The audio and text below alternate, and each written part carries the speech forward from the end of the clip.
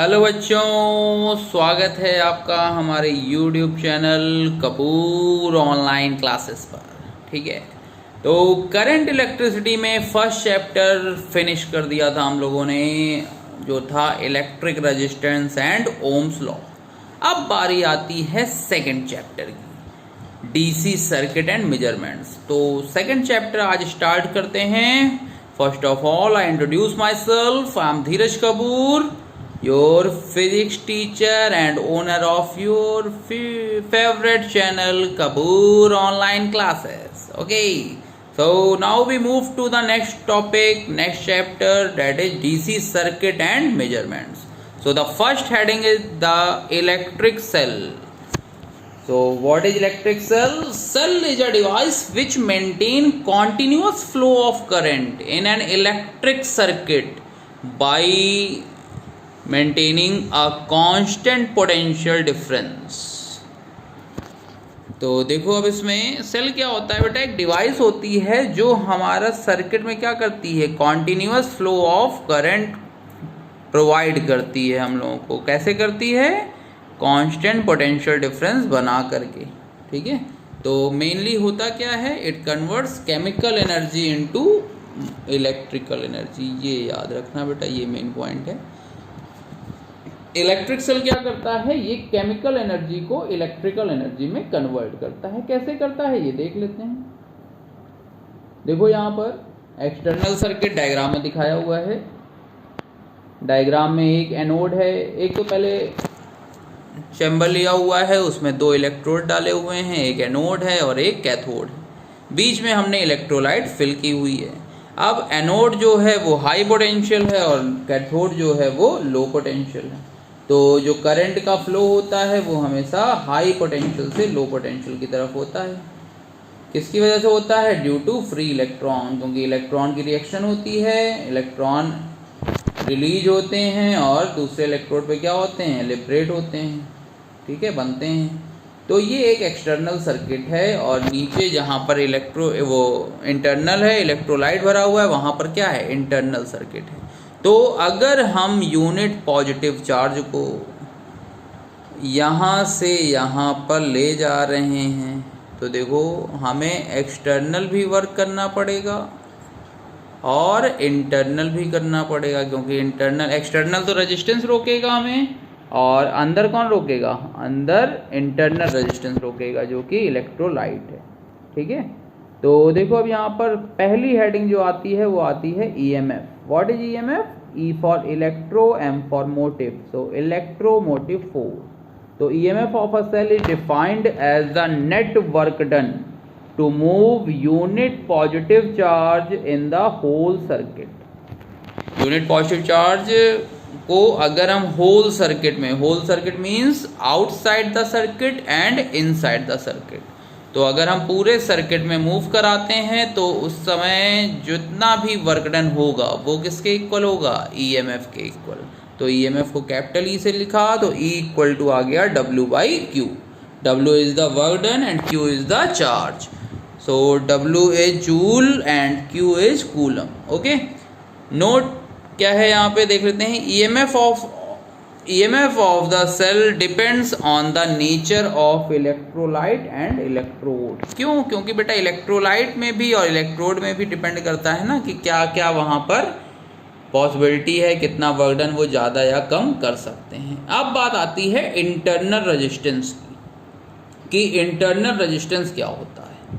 तो internal resistance देखो क्या है, it is the obstruction offered by the electrolyte of the cell in the path of the current. कि current जब या चार्ज जब फ्लो कर रहा था तो उसको अंदर रोक कौन रहा था? इलेक्ट्रोलाइट। तो वही लिखा हुआ है, it is the obstruction offered by electrolyte of the cell in the path of current. ठीक है, नेक्स्ट हेडिंग देखो क्या है, factors affecting internal resistance of cell. Internal resistance कैसे कैसे चेंज हो सकता है? तो R directly proportional to D। D क्या है? Separation between anode and cathode. जो दो इलेक्ट्रोड लिए हैं उनके बीच की सेपरेशन है। और एरिया क्या है? एरिया है क्रॉस सेक्शन का। किसका क्रॉस सेक्शन? इलेक्ट्रोड का। ठीक है, ये इसके इन्वर्सली होता है। तो अगर उन दोनों के बीच की डिस्टेंस ज़्यादा होगी तो इंटरनल रेजिस्टेंस क्या होगा, ज़्यादा होगा। अगर एरिया ज़्यादा होगा तो इंटरनल रेजिस्टेंस क्या होगा, कम होगा। कंसंट्रेशन ऑफ इलेक्ट्रोलाइट, तो अगर हम कंसंट्रेशन बढ़ाएंगे तो आर की वैल्यू क्या हो जाएगी, कम हो जाएगी।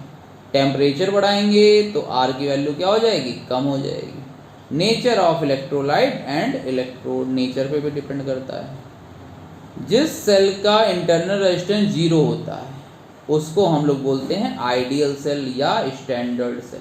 क्लियर है इतना। फिर आता है सर्किट सिंबल, कि सर्किट को रिप्रेजेंट कैसे करते हैं। तो देख लो, जूम करके दिखा देते हैं, पेंसिल से बना हुआ है डायग्राम। यहाँ पर एक सेल में देखो 2 टर्मिनल होते हैं, एक लार्ज बनाते हैं, लंबा होगा, एक छोटा होगा। जो बड़ा वाला होता है उसको बोलते हैं पॉजिटिव टर्मिनल, जो छोटा वाला होता है उसको बोलते हैं निगेटिव टर्मिनल। हमेशा इंटरनल रेजिस्टेंस को निगेटिव के साथ ऐड कर देते हैं, ठीक है। ये बड़े वाले को पॉजिटिव और छोटे वाले को निगेटिव। तो इसका मतलब है कि एक ये ईएमएफ का रिप्रेजेंटेशन हो गया जिसमें इंटरनल रेजिस्टेंस कितना है, आर, ठीक है। फिर देखो डायरेक्शन ऑफ ईएमएफ क्या होगी, कैथोड टू एनोड। ईएमएफ की जो डायरेक्शन होगी वो कितनी हो जाएगी, कैथोड टू एनोड होगी, ओके। अब बारी आती है टर्मिनल पोटेंशियल डिफरेंस की, कि टर्मिनल पोटेंशियल डिफरेंस क्या होता है। तो it is the potential difference across any 2 terminals of an electric circuit.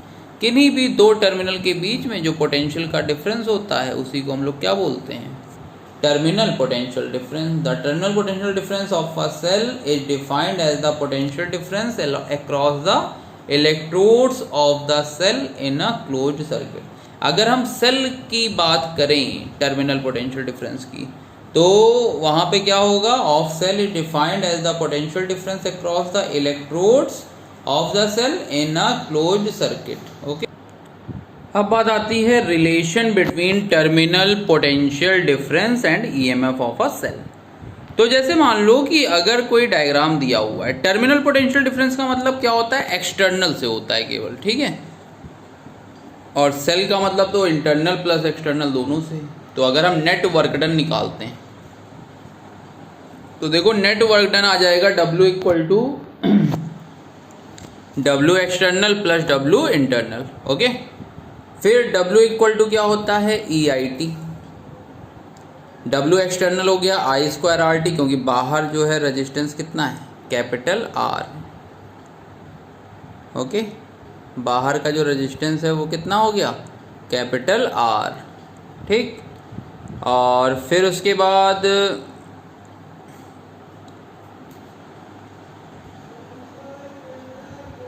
बाहर का रेजिस्टेंस हो गया कैपिटल R, और इंटरनल रेजिस्टेंस कितना था, स्मॉल r था। तो ये आ गया I square RT plus I square small r into T. I बाहर ले लिया, I इंटू टी। तो देखो EIT कैंसिल हो गया, तो E इक्वल टू बचा IR plus I small r। V equal to IR हमें पता है, तो E इक्वल टू आ गया V plus IR।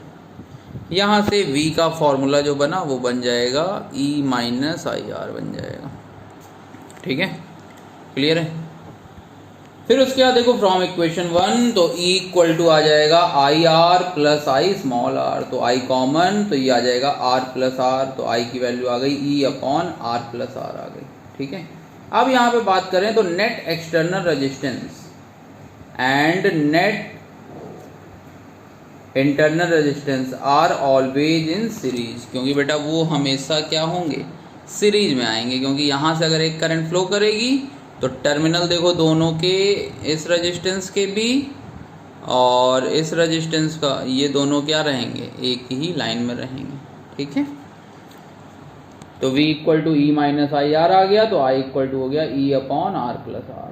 Net current की बात अगर हम करें तो I net equal to E net upon R net आ जाएगा, ठीक है। स्पेशल केस देखो क्या है, व्हेन सेल इज डिस्चार्जिंग। अगर सेल क्या है, डिस्चार्ज हो रहा है, तब तो करंट पॉजिटिव टर्मिनल से निकलेगी। तो ये फॉर्मूला सही रहेगा, V equal to E minus IR। तो हमें पता है कि V हमेशा क्या होगा, E से कम होगा। जो एक्सटर्नल में होगी वो जाहिर सी बात है टोटल से क्या होगी, कम होगी। 90% केस या 99% केस तुम्हारे बुक में इसी पर है। लेकिन मान लो कि अगर ये सेल हम चार्ज कर रहे हैं किसी एक्सटर्नल सोर्स से, जब हम एक्सटर्नल से करेंगे तो हम इसको चार्जिंग दे रहे हैं, तो ये जो करंट होगी वो किधर होगी, पॉजिटिव टर्मिनल की तरफ आएगी। तो ये करंट पॉजिटिव टर्मिनल की तरफ आई, तो यहाँ पे V इक्वल टू हो जाएगा E plus I R, so V is greater than E।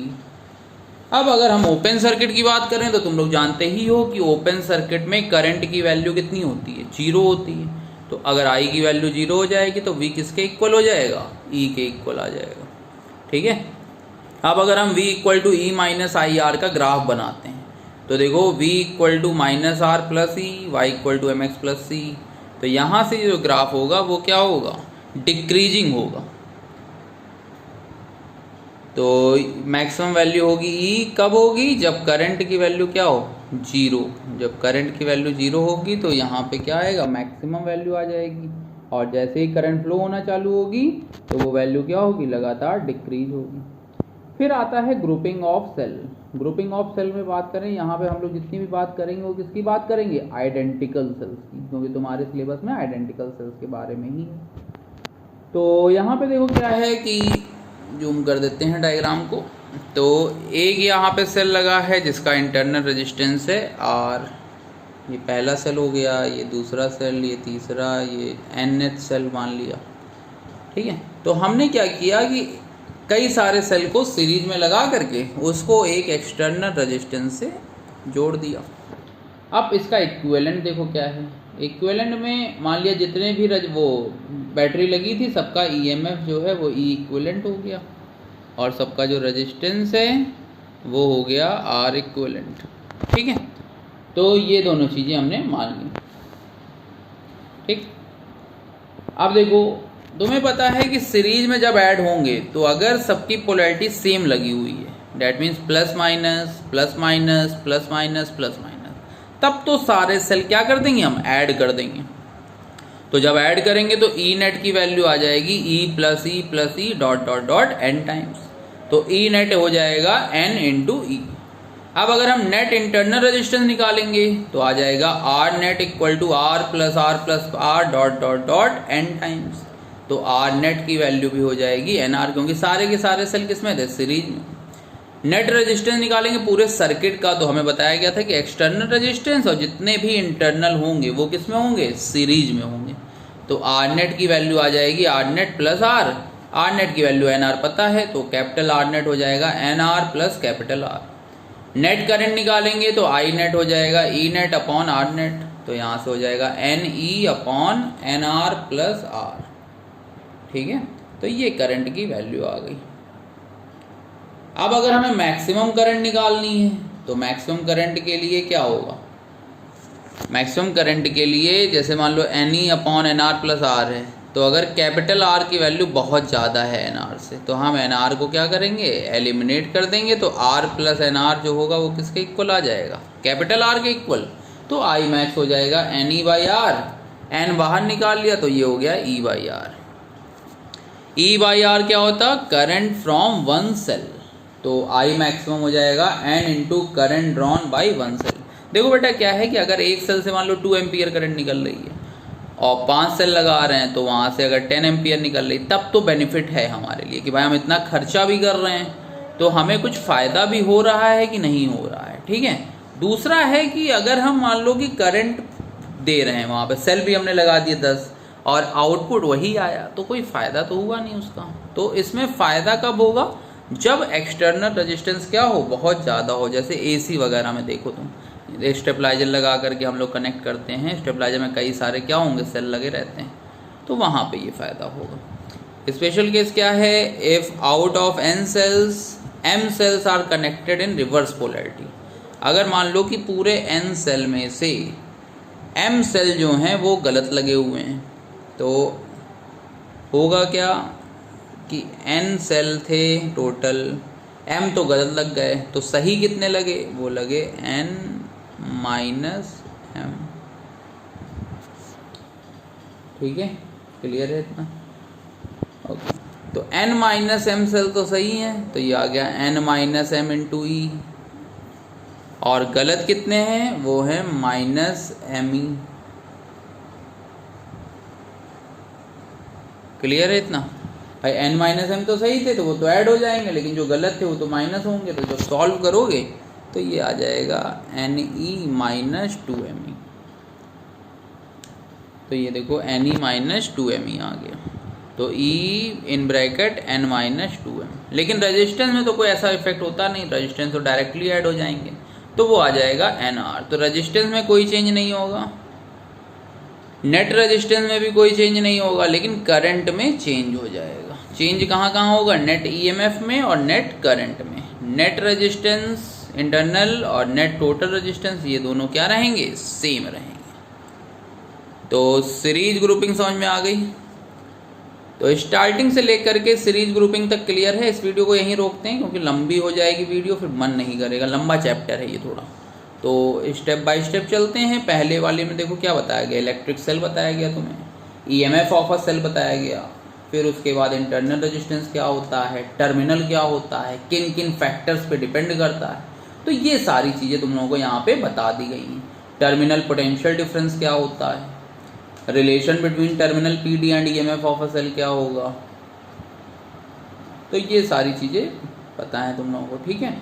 अब आता है ग्रुपिंग ऑफ सेल्स में। सीरीज ग्रुपिंग तुमने बता दिया हमने। सीरीज ग्रुपिंग में एन सेल्स अगर सही कनेक्टेड थे तो क्या होगा, एन सेल अगर अपोजिट कनेक्टेड थे, एम सेल गलत थे, रिवर्स पोलैरिटी थी तो क्या होगा। तो सारी चीज़ें तुम्हें हमने यहाँ पर दे दी हैं। अब इसमें कोई डाउट है तो वो बता दो बेटा। जहाँ पे तुम्हें थोड़ा लगता है कि समझाने में दिक्कत हो रही है या यहाँ पे कॉपी पेन में उतने सही राइटिंग नहीं आती, तो वहाँ पे लिखते रहा करो तुम लोग, क्योंकि लिखोगे तभी बढ़ोगे, लिखेगा इंडिया तभी बढ़ेगा इंडिया, ठीक है। चलो ठीक है, अगर कोई भी डाउट है तो बता दो। फ़ायदा कब होता है सीरीज कॉम्बिनेशन को लगाने का, जब एक्सटर्नल रेजिस्टेंस क्या हो, ज़्यादा हो, ठीक है। चलो ठीक है बेटा, अगर वीडियो पसंद आ रही है तो लाइक सब्सक्राइब शेयर करते जाओ, और ज़्यादा बच्चे आएंगे और अच्छा लगेगा बताने में, ठीक है। चलो ओके, बाय बाय।